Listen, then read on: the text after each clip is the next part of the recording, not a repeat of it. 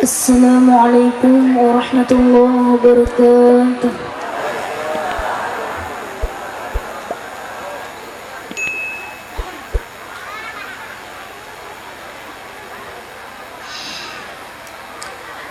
A'udzu billahi minasy syaithanir rajim.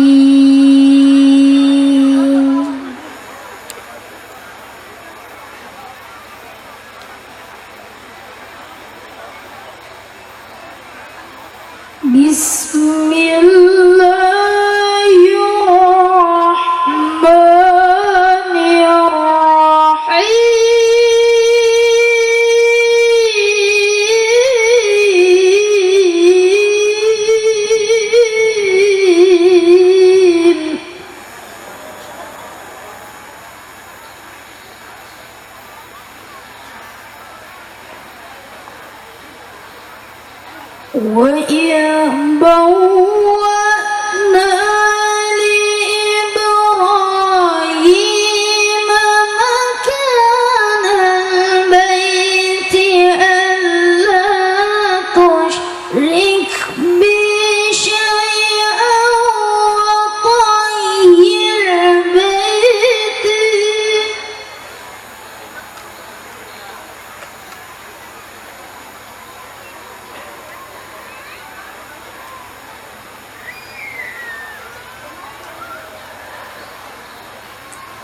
وَطَهِّرْ بَيْتِي لِلطَّائِفِينَ وَالْقَائِمِينَ وَالرُّكَّعِ السُّجُودِ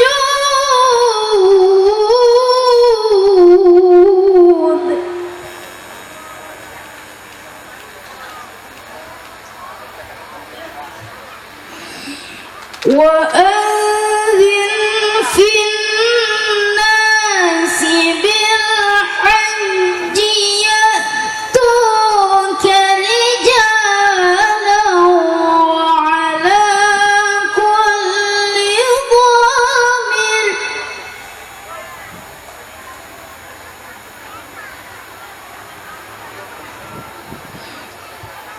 وَعَلَى كُلِّ ضَامِرٍ يَأْتِينَ مِن كُلِّ فَجٍّ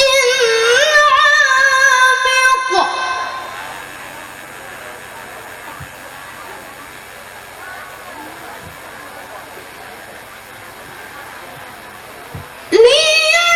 لِيَشْهَدُوا مَنَافِعَ لَهُمْ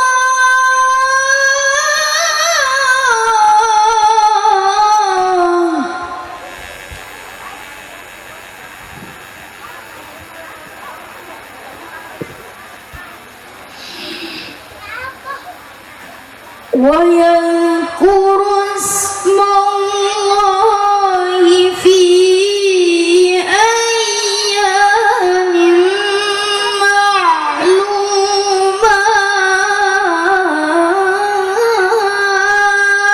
مَّعْلُومَاتٍ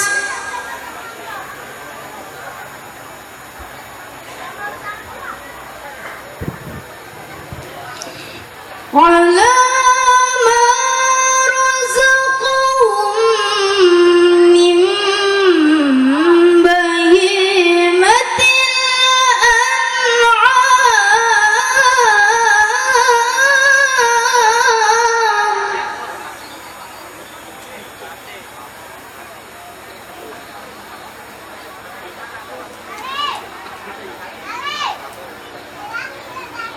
فَكُلُوا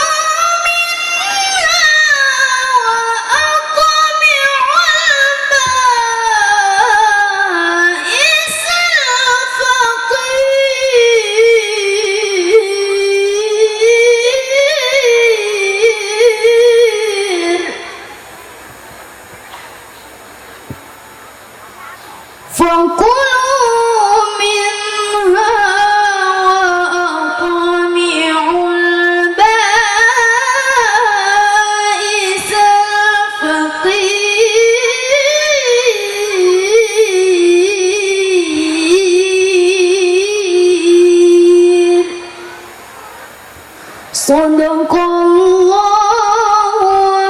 azim.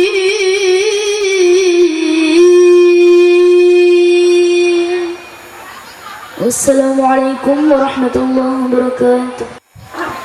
Bismillahirrahmanirrahim.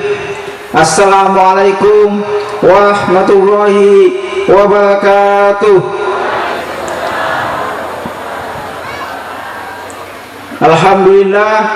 Alhamdulillahirabbil alamin. Wassalatu wassalamu ala asrafil anbiya'i mursalin sayyidina Muhammadin wa ala alihi washabihi ajmain. Raditu billahi rabban wa bil islami dina wa bil muhammadin nabiyya wa rasulah. Amma ba'd. Pertama-tama dan paling utama, marilah kita memanjatkan puji syukur kehadirat Allah Subhanahu wa taala karena masih diberikan kesempatan, kesehatan sehingga semua bisa hadir memenuhi undangan kami. Tiada lain dengan tujuan ingin memberikan doa kepada ibunda kami yang telah pulang dari tanah suci, 40 hari tanah suci, pulang lagi ke Indonesia dengan sehat walafiat. Ini salah satu hajat kami, ingin mengundang semua teman-teman, sahabat, keluarga untuk hadir menyaksikan suatu kebahagiaan kami. 6 bersaudara ingin melihat anaknya, ibunya berangkat haji. Selawat dan salam, salam tentunya kita berikan ke kita Nabi besar Muhammad Sallallahu Alaihi Wasallam yang kami muliakan di sini. Ketiga, orang tua kami, Ibu Indo Haja Indo Baji,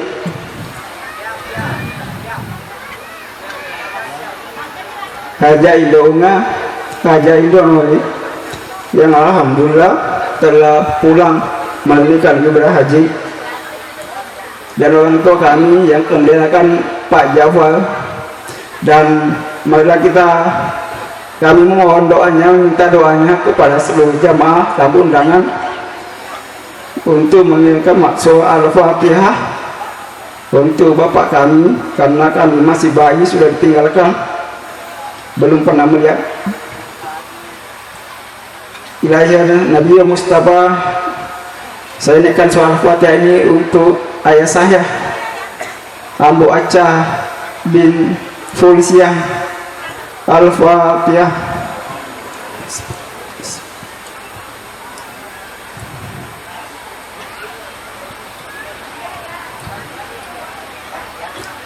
Yang kami hormati sini Ustadz Syekh Ahmad Al-Misri, selamat datang Syekh.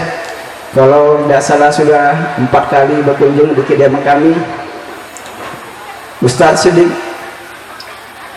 MH yang pimpinan pondok pesantren Al-Mubarak.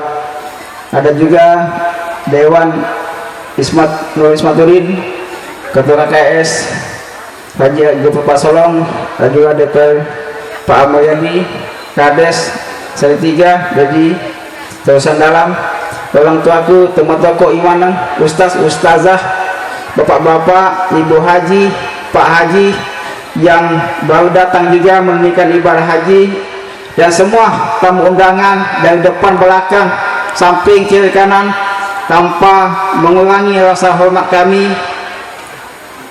Alhamdulillah kami di sini tidak banyak, mungkin 5 menit, dan insya Allah dilanjutkan dengan Syekh nanti kurang lebih 1 jam. Syekh tidak apa-apa, karena hajat kami Pak Ibu mengundang semua jamaah yang sempat hadir dengan niat ingin bersedekah untuk orang tua kami, untuk mengajak semua yang hadir ini makan siang di kediaman kami. Itu hajat kami Pak, sebelum orang tua kami pergi dan bisa pulang lagi ke Indonesia ini.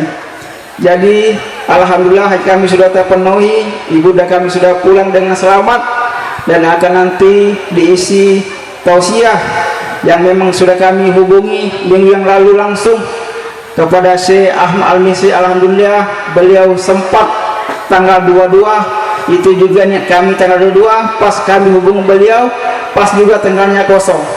Alhamdulillah ini semua direncanakan oleh Allah Subhanahu wa taala. Bapak-bapak dan ibu yang kami hormati, di sini kami tuan rumah mengucapkan ribuan terima kasih atas semua kehadirannya memenuhi undangan kami. Mungkin banyak undangan sana sini di hari Senin ini, tapi bapak dan ibu-ibu masih menyempatkan hadir memenuhi undangan kami.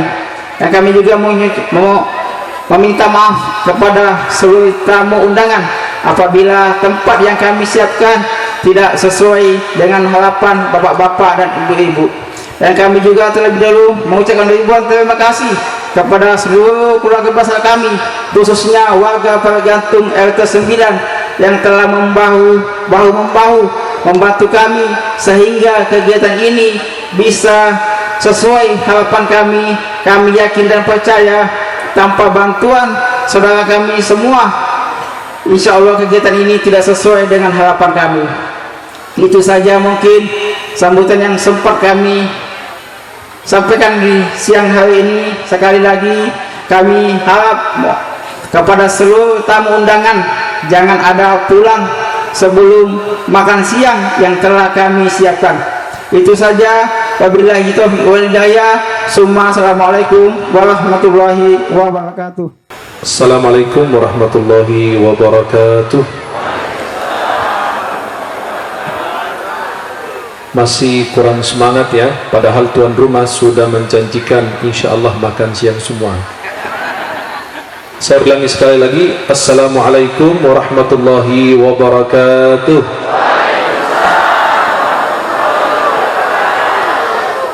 Innal hamdalillah nahmaduhu wa nasta'inu bihi wa nastaghfiruh wa nastahdi. Na'udzu billahi ta'ala min shururi anfusina wa sayyiati a'malina. من يهدي الله فلا مضل له ومن يضلل فلا هادي له أشهد أن لا إله إلا الله وحده لا شريك له أشهد أن محمدا عبده ورسوله رضيت بالله ربا وبالإسلام دينا وبمحمد صلى الله عليه وسلم نبيا ورسولا سبحان الله وبحمده عدد خلقه ورضا نفسه وزنة عرشه wa midada kalimatih. Para jemaah yang dimuliakan Allah, uhibbukum jami'an fillah, saya mencintai kalian semua karena Allah. Semoga Allah senantiasa mempertemukan kita di dunia dalam taat dan di akhirat di surganya Allah. Senang sekali di pagi hari ini bisa memandang wajah-wajah penghuni surganya Allah, wajah-wajah yang insya Allah penuh dengan keberkahan, wajah-wajah yang mendapatkan ampunan Allah, wajah-wajah yang bercahaya, cahaya matahari. Yang saya hormati dan saya muliakan sahibul bait, sahibul hajat, Bapak Idris Putra beserta keluarga besar beliau, orang tua beliau yang baru kembali dari tanah suci melaksanakan ibadah haji. Yang saya hormati dan saya muliakan aparat pemerintah, para pejabat yang hadir, para alim ulama, para ustadz ustazah, para kiai, tokoh masyarakat, tokoh agama, tokoh adat yang hadir, yang alhamdulillah di pagi hari ini banyak yang ada dan hadir bersama kita. Yang mohon maaf saya tidak dapat sebutkan namanya satu persatu, namun tidak mengurangi rasa mahabbah, hormat, ta'zim saya kepada semuanya. Semoga kita tergolong hamba yang diridhai Allah. Halo, halo. Katanya tadi banyak sambutan tapi di cancel tadi karena tujuannya adalah mendengarkan ceramah atau kajian. Jadi hadirnya kita di sini bukan cuma hanya menghibur, ikut berbahagia dan membahagiakan saudara kita, tapi minimal kita niatkan ada di majelis ilmu.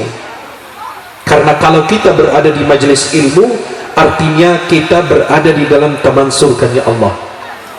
Maka niatkan saat ini Anda hadir di majelis ilmu, dan mudah-mudahan bisa fokus mendengarkan apa yang saya akan sampaikan, dan nanti antum pulang membawa 1 atau 2 faidah yang bisa diamalkan dalam kehidupan sehari-hari. Halo? Halo? Masih hidup? Alhamdulillah. Para jemaah yang dimuliakan Allah Subhanahu wa taala, hari ini ada 2 acara tasyakuran yang notabene itu tasyakuran ini pertama atas kepulangan orang tua Pak Idi, pelaksanaan ibadah haji. Yang kedua, pindah rumah. Jadi yang dibutuhkan adalah hamba ini adalah rasa bersyukur kepada Allah, bersyukur kepada Allah Subhanahu wa ta'ala yang dilakukan oleh hamba-hamba yang sangat sedikit. Allah Subhanahu wa ta'ala berfirman, wa qalilun min ibadiyas syakur. Sangat sedikit sekali hamba yang bersyukur kepada Allah. Hampir umat Islam membayangkan rasa syukur itu adalah kita melafalkan kalimat Alhamdulillah pada saat kita mendapatkan nikmat dari Allah. Halo? Jadi seorang hamba kalau mendapatkan nikmat bukan berasa bersyukur dia atau berterima kasih kepada Allah ketika melafalkan Alhamdulillah, tidak. Bersyukur kepada Allah Subhanahu wa ta'ala artinya kita memuji Sang Khalik atas pemberiannya. Kita mengucapkan rasa syukur kita memuji Sang Khalik atas pemberiannya. Tapi bukan hanya itu saja dari arti kita bersyukur kepada Allah.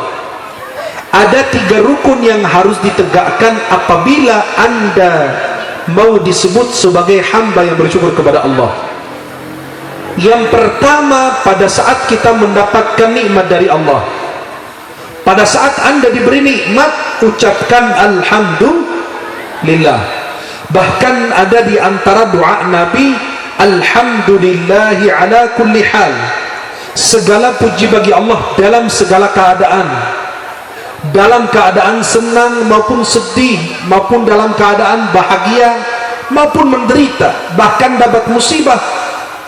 Kalimat yang tepat inna lillah kemudian alhamdulillah, saya menerima takdir Allah, pemberian Allah, karena pemberian Allah itu yang terbaik untuk hambanya. Wallahu ya'lamu wa antum la ta'lamun. Allah lebih mengetahui apa yang kalian tidak ketahui. Maka rukun pertama agar antum disebut hamba yang bersyukur kepada Allah, pada saat mendapatkan nikmat ucapkan alhamdulillah.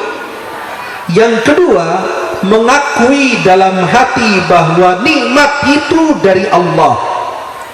Bukan uang Pak Idi yang memberangkatkan orang tua, karena harta tidak memberangkatkan orang, tapi panggilan Allah. Saya punya jamaah, beliau seorang pengusaha perempuan.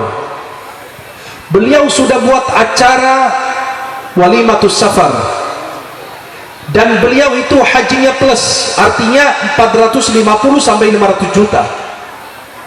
Artinya hajinya haji furada, visanya haji furada, bukan visa undangan, kunjungan, tidak. Hajinya haji furada yang paling mahal. Akhirnya beliau sudah buat acara, tapi sayang sekali visanya nggak turun. Bayangkan bagaimana sedihnya, bagaimana berkecil hatinya. Udah bikin acara, sudah ngundang teman, sudah ngundang warga, sudah pamit dengan teman-teman dan keluarga, ternyata visanya nggak turun. Akhirnya beliau menghubungi saya karena pihak travel kesulitan, mereka tidak tahu kenapa, ada kendala apa, tapi visa yang lain turun. Hanya beberapa jamaah dari travel tersebut tidak turun visanya. Beliau telepon kepada saya, boleh nggak Syekh bantu? Berapapun biayanya saya bayar, saya harus berangkat haji tahun ini.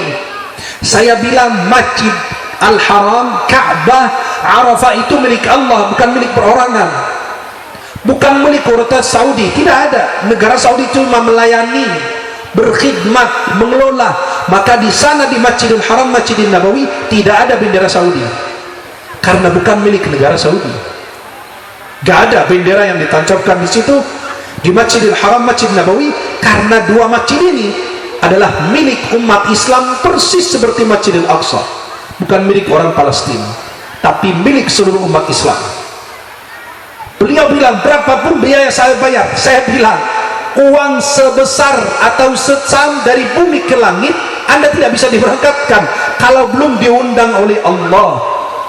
Karena itu permintaan Nabi Ibrahim ketika pertama kali berdoa dan meninggalkan Hajar dan Ismail di tempat yang luar biasa, tidak ada manusia, tidak ada makanan, tidak ada air, digurung beliau berdoa, Rabbana inni askantu min dzurriyyati biwadin ghairi dhi zar'in 'inda baitikal muharram Rabbana liyuqimus salata faj'al af'idatan minan nasi tahwi ilaihim faj'al af'idatan minan nas, ya Rabb, jadikan hati manusia cenderung ke tempat ini. Maka yang mendatangkan kita ke tanah haram, ke Masjidil Haram, ke Masjid Nabawi, ke Padang Arafah, bukan harta, bukan jabatan, tapi yang mendatangkan kita ke sana adalah kita diundang oleh Allah. Orang yang haji bukan orang mampu, tapi orang yang diundang. Kalau antum sudah diundang, akan diberikan kemampuan oleh Allah, akan dimampukan oleh Allah Subhanahu wa ta'ala. Halo?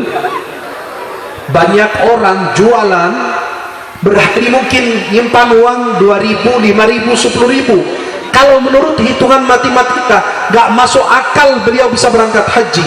Apalagi bayaran haji sekarang sudah mahal, pemerintah sudah naikin berulang kali. Dan itu bayarannya kalau kita hitung pakai matematika, orang tersebut sulit untuk berangkat, butuh waktu yang sangat lama untuk diberangkatkan. Tapi kalau Allah memampukan, Allah mengundang, Allah memanggil, akan diberikan kemampuan. Maka ibu tersebut bilang, gimana solusinya? Saya bilang, halo, bisa jadi di hati ibu ada sesuatu yang Allah ingin bersihkan. Bisa jadi Allah menahan ibu dari hal yang tidak diridai Allah. Bisa jadi ibu niatnya tahun ini hajinya riya, seperti yang baru kemarin tuh, anak saya 2 bulan sudah haji. Betul gak? 2 bulan sudah haji. Anak kalau usia sudah bulan belum balik, gak bisa dibilang haji. Karena kalau sudah dewasa, hajinya belum gugur. Harus haji kalau sudah mampu. Maka istilah itu yang begitu norak, ya. Anak saya 2 bulan sudah haji. La ilaha illallah. Ibadah dibanggakan.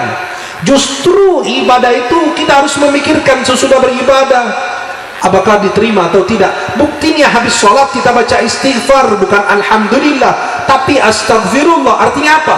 Ya Allah, aku memohon ampun kepadamu, tadi aku ibadah, aku tadi kelihatan lalai, aku tidak khusyuk, aku nggak fokus, aku nggak bisa sujud dengan sempurna, tidak bisa ruku dengan sempurna. Itu memohon ampun, rasa takutnya, bukan rasa ujub dan bangganya.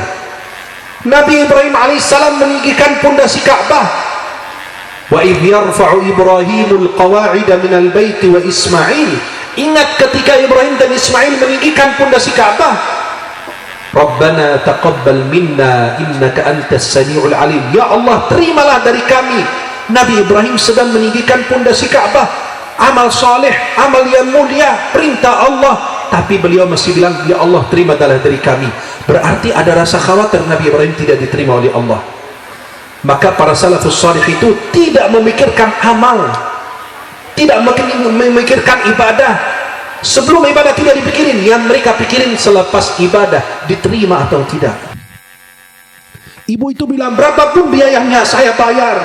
Saya sudah malu, sudah buat acara. Bisa jadi ada sesuatu di hatimu yang Allah ingin bersihkan. Saya tidak tahu di balik itu ada hikmah. Terus gimana?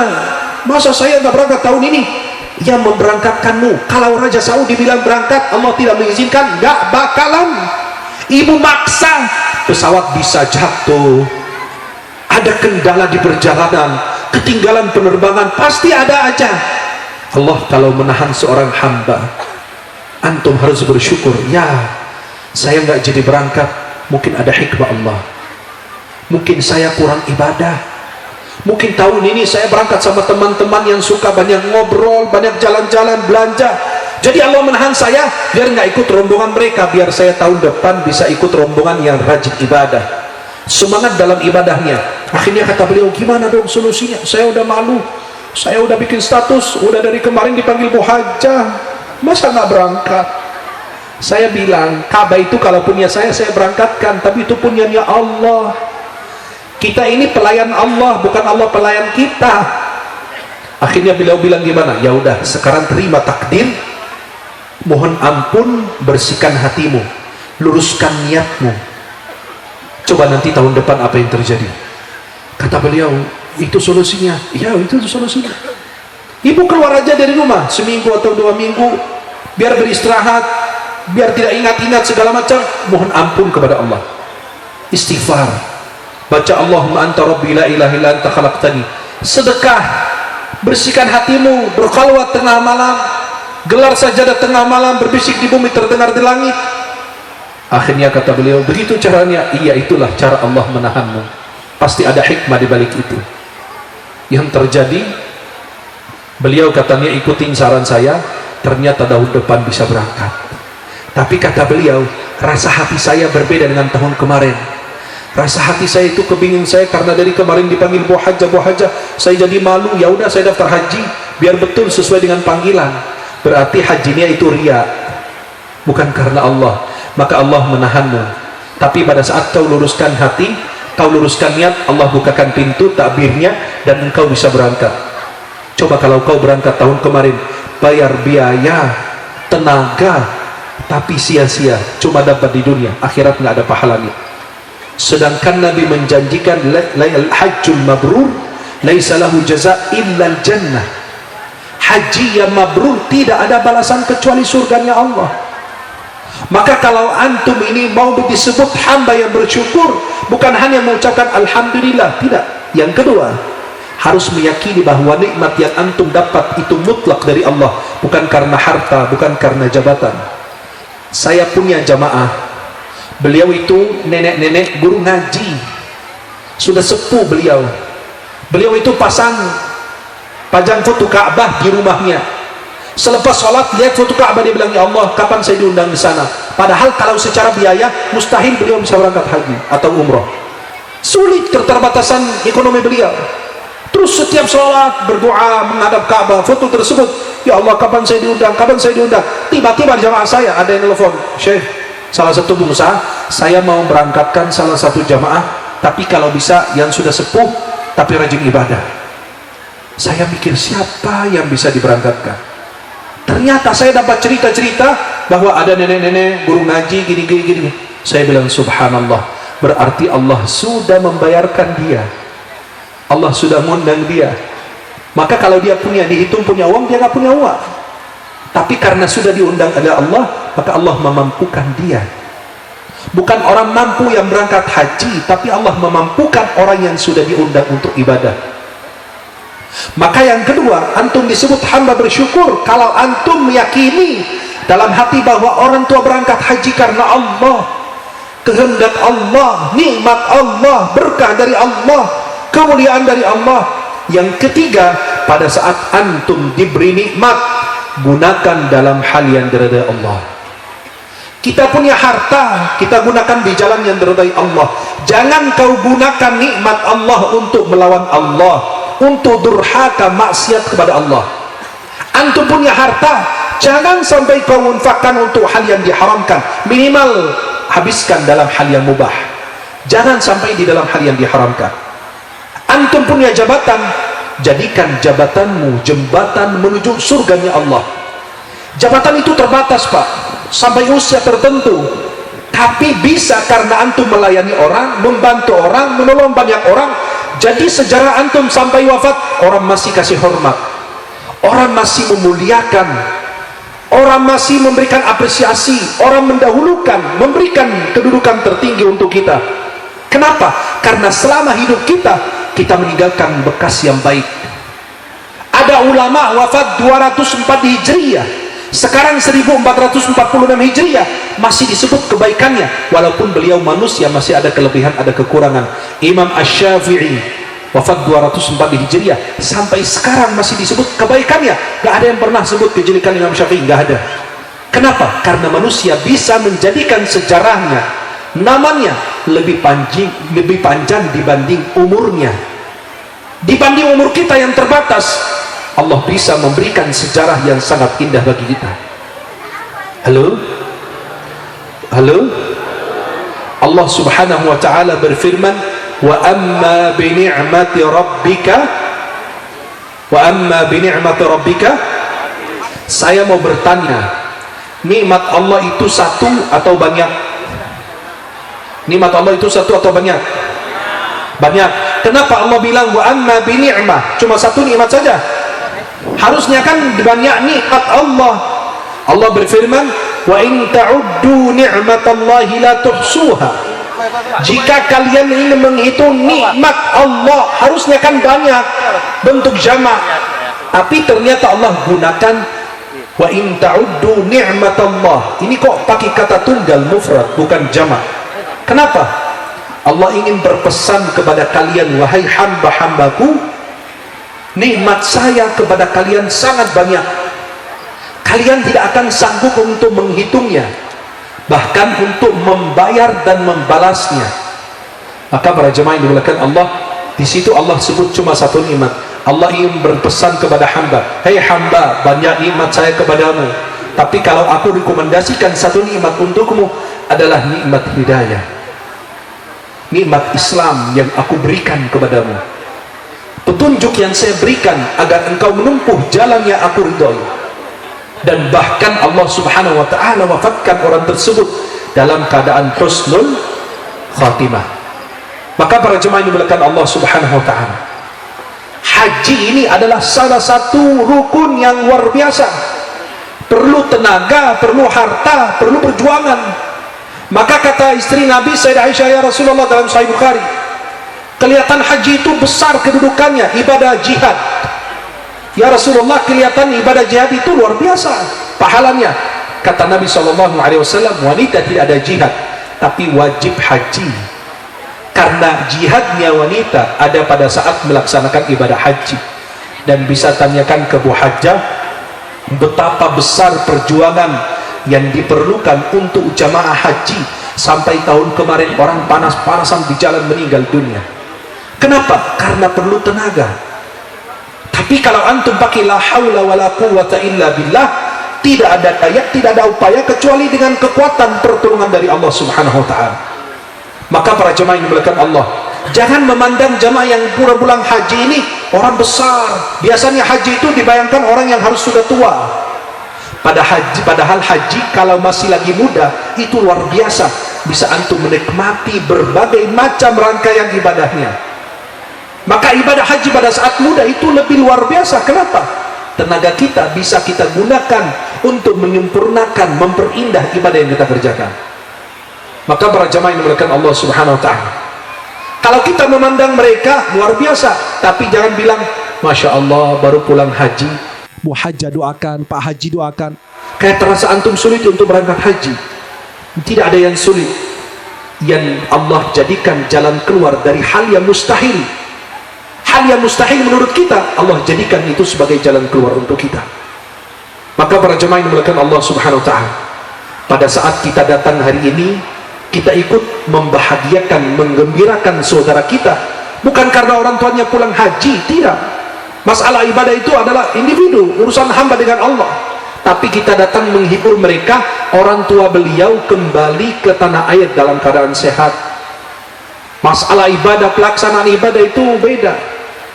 Maka Nabi SAW bersabda, Al-Hajjul Mabrur, haji yang mabrur, tidak ada balasan kecuali surganya Allah. Saya mau bertanya, kita selalu dengar istilah haji mabrur, semoga hajinya mabrur. Apa itu haji mabrur? Haji mabrur itu seperti apa? Kata ulama, haji mabrur itu adalah pada saat berangkat dari rumah, niatnya karena Allah, tujuannya Allah. Dia berangkat dari negerinya, dari rumahnya dengan niat yang suci, dengan mengenakan pakaian yang suci, menuju tanah yang suci, menghadap yang maha suci, kembali dari sana sudah disucikan, sudah dibersihkan. Maka orang yang hajinya mabrur berangkat dari rumah dengan niat yang lurus, tulus, bukan 2 bulan sudah haji, tidak. Yang kedua, pada saat berangkat menggunakan harta yang halal. Kalau tidak menggunakan harta yang halal, itu berbahaya, menggugurkan kewajiban tapi tidak ada pahala. Haji wajibnya, kalau dikerjakan rukun-rukunnya, gugur kewajibannya, tapi sayang sekali tidak ada pahalanya. Seperti apa? Orang yang sholat, halo? Orang yang sholat, kalau kita lagi sholat tidak khusyuk, kan inti sholat itu adalah apa? Khusyuk, betul? Tapi kalau kita sholat dari awal sampai akhir tidak fokus, tidak khusyuk, apakah wajib diulang? Kata ulama fikih, tidak wajib diulang. Gugur kewajiban tapi tidak ada pahalanya. Persis haji, kalau orang haji menggunakan uang yang haram, dia berangkat haji, gugur kewajibannya. Kalau dia mengerjakan rukun-rukunnya, syarat-syaratnya, sah hajinya, tapi tidak ada pahalanya. Maka pada saat kita berangkat, gunakan harta yang baik, luruskan niatmu, tujuanmu karena Allah. Kemudian apa lagi? Manfaatkan perjalananmu untuk terus memohon ampun kepada Allah. Bukan cuma sekedar selfie, bukan sekedar foto, bukan sekedar apa, tapi tujuannya hadir di situ. Itu kesempatan belum tentu diberikan yang kedua kali untuk seorang hamba. Maka pada saat antum lagi di masjid, manfaatkan momentum antum berada di masjid. Pada saat lagi umroh, lagi haji, manfaatkan momentum itu. Kenapa? Belum tentu saya kembali ke masjid lagi. Bisa jadi sekarang saya sholat di belakang imam, bisa jadi sholat berikutnya saya malah di depan imam, betul? Ada orang gak mau masuk masjid, sekali masuk masjid sombong di depan imam. Kenapa? Sudah meninggal jadi jenazah. Itu begitu, tetangga masjid jarang ke masjid, sekali ke masjid sombong, maunya di mana? Di depan imam. Ngapain? Disolatkan jenazahnya. Maka saya berharap jamaah sering masuk masjid jadi makmum daripada masuk masjid malah di depan imam. Maka luruskan niatmu, berbaiki hartamu, tujuanmu. Anda datang ke sana ke tanah haram, jangan sibuk selfie, semua di selfiein, semua difotoin.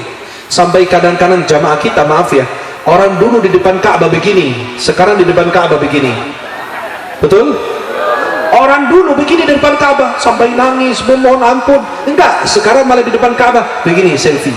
Ka'bahnya diajak selfie, ontanya diajak selfie. Padahal kalau masuk masjid, HP itu kalau bisa di silent, putus komunikasi dengan makhluk, bersambung kepada Sang Khalik. Saya pernah dekat makam Rasulullah, ada yang jamaah yang namanya orang tua dari dusun dikasih handphone, dikasih ringtone sama anaknya. Yang namanya orang tua, Pak, kalau nanti kami telepon Bapak pencet ini ya, nanti bisa kita video call, bisa teleponan, bisa apa. Yang namanya kan orang tua gaptek, belum tahu caranya, malah dekat masjidnya, dekat makam Rasulullah, handphonenya bunyi lagi. Orang Arab kan nggak ngerti. Saya tahu itu artinya apa. Apa? Lagunya sakitnya tuh di sini. Astagfirullahaladzim. Dekat makam Nabi sakitnya tuh di sini. Aki-aki sakit apaan gitu loh. Itulah kenapa? Karena pada saat masuk ruang ibadah banyak yang fokus kepada handphonenya. Masuk makam Nabi di videoin, nanti diposting sama keluarga. Alhamdulillah, papa lagi di ziarah makam Rasulullah. Ya. Ada jamaah saya lagi di Raudhah. Ada jamaah kita dari Indonesia, pas saya lagi di Raudhah. Namanya beliau, dulu Raudhah itu sebelum pakai antri, orang masuk-masuk aja gitu loh. Akhirnya saya lagi duduk di Raudhah, pada berdoa. Apalagi Raudhah itu taman surga, nangis, ada yang minta hajat, ada yang sholat. Ini bapak-bapak ini sebelah saya, udah sepuh nanya. Dia kira ini saya, nih lihat muka saya orang Arab gitu loh. Dia gitu, pakai isyarat. Saya bilang, Bapak dari mana? Oh, dari Indonesia. Itu bahasa Indonesia. Bahasa jin aja bisa. Bukan bahasa semut ya, baru bahasa jin doang. Akhirnya beliau nanya, ini kenapa orang pada nangis-nangis di sini? Kok di tempat yang di belakang nggak ada yang nangis, coba orang pada nangis di sini? Oh ya Pak, di sini ada Raudhah. Raudhah itu apa? Ya Allah, masuk Raudhah nggak tahu itu apa. Aduh, Bapak salah masuk apa gimana? Dia bilang, itu apa? Raudhah Pak. Akhirnya dia bilang, wah, Raudhah itu apa? Saya jelaskan, kata Nabi, antara rumahku dan mimbarku taman surga.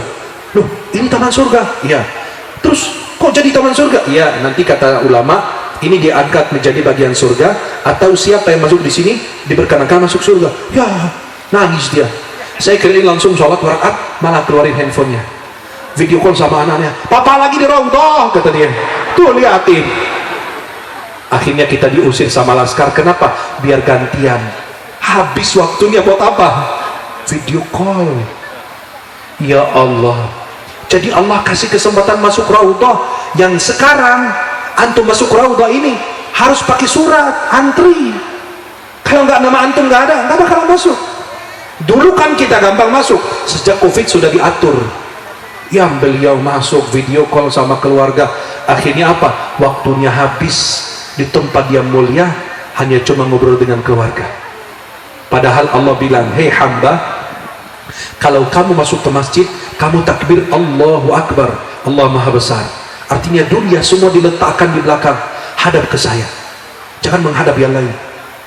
Maka haji yang mabrur itu adalah ketika datang ke Ka'bah, ke Masjidil Nabawi, Masjidil Haram, di padang Arafah, Mina, Muzdalifah, melempar jumrah, antum menghadap Allah, membayangkan hari kiamat, bagaimana manusia begitu berkumpul di satu tempat, tujuannya sama, doanya sama, bahasanya beda-beda. Itu dari wujud daripada haji, ketakwaan seorang hamba, tauhid kepada Allah subhanahu wa ta'ala, saling berbagi manfaat, saling mengenal, saling mendoakan, memohon ampun. Itu yang disebut dengan haji mabrur. Kalau sudah berangkat dengan apa yang kriteria yang saya sampaikan, di sana dia melaksanakan rukunnya, syarat sehatnya, syarat wajibnya dilaksanakan. Nah, haji yang mabrur ini bukan dari sananya doang, tapi pas pulang kelihatan. Bapak ini pulang haji, ibu ini pulang haji, bapak ini pulang umroh, ibu ini pulang umroh. Dari mana kita tahu ibadah umroh dan hajinya diterima? Kelihatan di Indonesia, bukan di tanah suci. Halo? Kelihatan di mana? Di Indonesia. Apa kelihatan di Indonesia? Kan nampak dong, kelihatan wajahnya bercahaya, bersahaja, tutur katanya. Enggak, kelihatan di Indonesia nanti di sini. Berhari-hari, sebulan, 2 bulan, setahun, kelihatan kemarin hajinya yang dikerjakan, umrohnya mabrur atau tidak. Pertama, orangnya itu selalu penuh dengan sabar. Di sana orang tawaf, maaf ya Pak, jalannya atu-atu, kita sabar. Diinjak sama yang kanan kiri, kita diam, kita sabar. Jangan kayak ibu-ibu dari Indonesia, jamaah saya lagi umroh, ada yang injak kakinya, ya Allah nggak kelihatan banget lu ya, gara-gara suku kecil diinjak kakinya. Kan itu diajarkan sabar gitu loh. Yang namanya ada yang kecil, ada yang besar, ada yang kurus, ada yang gemuk. Tiba-tiba jamaah saya diinjak sama jamaah sebelahnya. Yang namanya kan manusia padat, apalagi di bulan Ramadan pas haji, diinjak itu ibu-ibu di sebelah. Astagfirullah, mata lu kemana lu ya? Di depan Ka'bah marah-marah. Justru haji itu latihan sabar. Kita bersabar. Lagi tawaf, sabar, tunggu antrian. Lagi minum air zam-zam, antrian. Lagi ke padang Arafah, lagi ke Muzdalifah, lagi Mina, sabar. Allah mengajar kita untuk sabar.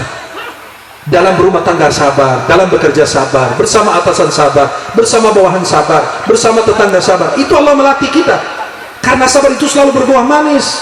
Karena kalau kita nggak sabar, istri kita gampang diceraikan, suami kapan kita tinggalkan, anak kita bisa kita buangkan. Itu apapun, kenapa? Orang kesal pergi, orang kesal menceraikan istri, istri marah minta cerai kepada suami. Itu ada ibu-ibu begitu, maaf, suaminya nggak bangun sholat subuh, kata beliau apa? Syekh, suami saya nggak mau sholat di masjid, sholat subuh di masjid susah dibangunin. Loh, ibu sabar. Ibu sudah berapa tahun? Belum, baru berapa kali. Kalau sudah berapa tahun baru boleh. Alasan ibu nggak tahu ya, mungkin niatnya ingin tukar tambah gitu loh. Akhirnya dia cari alasan, minta fatwa dari saya. Oh, saya nggak bakalan. Kalau begitu semua rumah tangga hancur. Karena kita bukan menikahi pasangan yang sempurna, tapi kita melihat kesempurnaan pada pasangan. Saya mendapatkan istri, mendapatkan suami bukan karena dia sempurna, tapi saya memandang kesempurnaan pada pasangan. Kalau anda cari pasangan yang sempurna, istri sempurna, suami sempurna, anak sempurna, teman sempurna, hidup di dunia tanpa teman, tanpa pasangan. Tapi pada saat kita memiliki pasangan, kita melihat kesempurnaan pada pasangan. Suami saya paling sempurna, paling tampan. Maaf, itu laki-laki mau gitu, dia paling tampan. Sampai bau keringatnya membunuh 2 bangsa jin, istrinya Habib Biji. Suami kan, Masya Allah, saya yang paling harum di dunia. Padahal keringatnya itu bisa membunuh 2 bangsa jin gitu loh. Istri begitu, kalau masak makanan angus, air angus, bilang Masya Allah sayang, maaf tadi agak asin gitu, saya lupa kasih garam banyak. Enggak sayang, memang saya sukanya asin. Itu kan menghibur, walaupun bohong nggak apa-apa. Betul? Maka para jemaah yang dimuliakan Allah Subhanahu Wa Taala, orang pulang dari haji, umrah, ketahuan dari apa? Dari pelaksanaan ibadahnya. Dulu sebelum haji, Pak Haji jarang ke masjid. Kayak ibu yang tadi bilang, suami saya nggak bangun sholat subuh, terus gimana caranya? Saya bangunin, marah. Ganti cara, bagaimana? Saya percikan air di mukanya, marah lagi. Yang ujung-ujungnya apa? Dibacain ayat kursi, Allahu la ilaha illa huwal hayyul qayyum. Suaminya marah, memang saya syaitan, kamu ruqyah. Astagfirullah. Maka para jemaah yang dimuliakan Allah Subhanahu Wa Taala, pas pulang haji, pulang umrah, kelihatan yang dulu sekarang mundur waktu sholat, sekarang tepat dengar azan langsung sholat. Itu baru haji mabrur. Yang suka kesal sekarang banyak sabarnya. Yang suka suudzon, buruk sangka sama tetangga, sekarang dia selalu berbaik sangka. Yang dulu hatinya ada penyakit, suka iri, dengki, hasud, sekarang sudah dihapus, sudah dihilangkan. Yang dulu gak pernah sholat tahajud, sholat malam, sekarang sudah mulai dikerjakan. Yang dulu sebelum haji dan umrah jarang baca Al-Quran, jarang hadir majelis ilmu, sekarang habis pulang haji dan umrah mulai baca Quran. Yang dulu gak pernah pegang tasbih, zikir, sekarang mulai banyak zikir, banyak mikir. Karena dunia ini perlu apa? Surga ini perlu zikir dan fikir. Surga ini perlu zikir dan pikir. Kita selalu harus berpikir bagaimana cara bisa menuju surganya Allah. Surga seluas langit dan bumi, kalau antum tidak punya tempat, rugi. Surga seluas langit dan bumi, kata Allah dalam Al-Quran, arduha ka'ardis samawati wal ard uiddat lil muttaqin. Luasnya surga seluas langit dan bumi. Kalau antum tidak punya tempat, buat apa seluas itu? Tapi antum tidak ada satu tempat buat antum. Pulang haji, pulang umrah, rajin baca Quran, rajin zikir, istighfar. Orang lagi ngomongin orang, dia diam atau dia meninggalkan tempat. Itu baru yang disebut dengan haji mabrur. Dulu nggak pernah bangun sholat tahajud, sholat malam, sekarang mulai membangun sholat tahajud dan bangun sholat malam. Dulu jarang puasa sunnah, sekarang dia meningkatkan kualitasnya. Dulu akhlaknya buruk, sekarang akhlaknya meningkat menjadi lebih bagus lagi. Maka orang yang pulang haji dan umrah kelihatan pada perilaku dan ibadahnya. Kalau meningkat ibadahnya, akhlaknya, berarti alhamdulillah yang ibadah kemarin haji. Kenapa? Habis sholat, ketahuan antum selesai sholat dari mana? Tampak di wajah. Bukan hanya di wajah, tapi nampak, terlihat di perilaku kita. Kelihatan orang yang rajin sholat sama yang tidak rajin sholat. Gimana? Dalam wajahnya, bekas wudunya, dan juga nampak di akhlak perbuatannya. Dia gampang, dulu suka menuduh orang, sekarang malah banyak mendoakan orang. Dulu si fulan begini, dijilik-jilikan sama dia, sekarang bilang, doakan, mudah-mudahan Allah kasih hidayah, mudah-mudahan Allah kasih petunjuk, mudah-mudahan Allah. Itulah yang harus kita lakukan. Maka haji yang mabrur, yang selalu kita bilang, mau haji, semoga hajinya mabrur. Harus tahu haji mabrur itu apa. Pada saat di Makkah, benar-benar ibadah dengan sempurna, jauh dari hal-hal yang tidak membawa manfaat, menjauhi orang-orang yang suka ngajak ngobrol sampai meninggalkan zikir, ibadah, sholat di masjid berjamaah. Terus nampak haji mabrur habis pulang ke Indonesia, gimana? Terlihat di akhlaknya, perbuatannya, ibadahnya makin meningkat dan kelihatan wajahnya bercahaya, teduh dengan apa? Iman dan taat kepada Allah Subhanahu wa Ta'ala. Maka mudah-mudahan kita semua yang hadir jangan berkecil hati, jangan bilang, oh saya kan masih muda, susah untuk haji, atau nanti apa, atau lama saya hajinya. Tidak. Allah kalau sudah berkehendak, Allah akan memampukan antum dan Allah akan mengundang antum. Allah punya cara sendiri. Tiba-tiba tetangga kita, udah umrah belum? Belum. Ayo berangkat umrah bersama, saya bayarin sebagai hadiah buat orang tua saya. Itu luar biasa. Jangan ada yang mustahil bagi Allah. Kalau bagi kita mustahil, banyak susah kita lakukan. Tapi kalau diukur menurut kemampuan Allah, jangan katakan itu mustahil. Seperti seorang hamba yang bilang, ya Allah, aku punya masalah yang besar. Salah. Halo? Gak ada yang bilang, ya Allah, aku punya masalah yang besar. Tidak. Tapi katakan, hei masalah, aku punya Allah yang maha besar. Semua persoalan kita akan diselesaikan oleh Allah.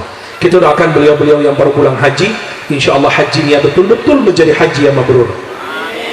Ibadahnya terjaga, yang kemarin sholat tepat waktu di Masjidil Haram, mudah-mudahan sehabis pulang insya Allah ibadahnya lebih terjaga lagi, akhlaknya makin lebih bagus lagi. Mudah-mudahan Allah bersihkan hati beliau dan kita semuanya. Mudah-mudahan Allah subhanahu wa ta'ala memberangkatkan kita semua ke tanah suci. Amin ya rabbal alamin. Dan mudah-mudahan kita doakan Pak Edi beserta keluarganya diberikan keberkahan pada rumah barunya, dijauhkan dari segala keburukan. Dan kita mengucapkan terima kasih, alhamdulillah, mengundang saudara-saudarinya, tetangganya, sahabatnya untuk semua berada di tempat ini. Mudah-mudahan kita doakan beliau diberikan keberkahan oleh Allah subhanahu wa ta'ala. Dan mudah-mudahan Allah pertemukan kita di dunia dalam taat dan di akhirat di surganya Allah subhanahu wa ta'ala. Sebelum saya tutup ya, saya ingin buat perjanjian bersama-sama menuju surganya Allah. Setuju? Sambil duduk bergandengan tangan, pegang tangan yang sebelah kanan, pegang tangan yang sebelah kiri, jangan sampai salah pegang istri orang. Silakan ibu-ibu bergandengan tangan, Bu Hajah bergandengan tangan semuanya.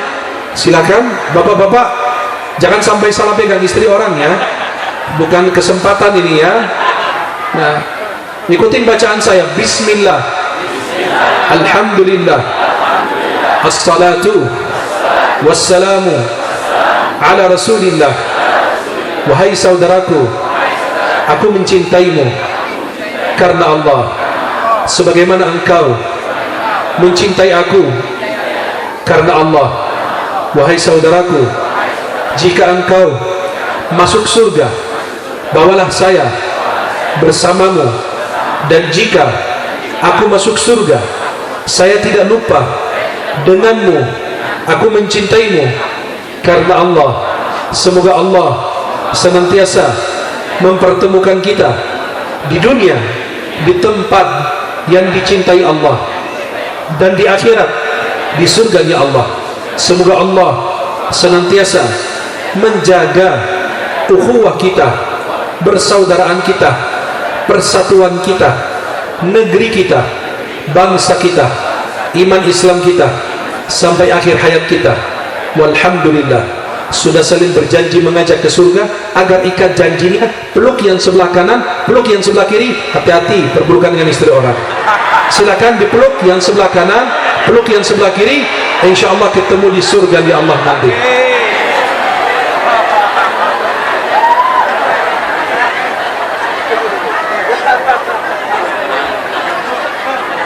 Halo, sudah berjanji antara kalian sama saya belum? Jadi kalau kalian masuk surga lebih awal, agar menunggu saya di pintu surga biar masuk surga bersama. Setuju? Tapi kalau saya masuk surga lebih awal, saya langsung masuk, tidak menunggu kalian. Insya Allah kita saling mendoakan, saling menunggu. Mudah-mudahan para jemaah diberikan kesehatan, keberkahan, kelancaran dalam rizkinya oleh Allah Subhanahu Wa Taala. Mudah-mudahan Allah pertemukan kita di dunia di tempat yang diridai Allah, dan di akhirat di surganya Allah. Pesan terakhir, kalau kita tidak bertemu di dunia lagi, insya Allah kita jumpa di surga Allah kembali. Amin ya rabbal alamin. Subhanakallahumma bihamdika asyhadu an la ilaha illa anta astaghfiruka wa atubu ilaik. Assalamualaikum warahmatullahi wabarakatuh.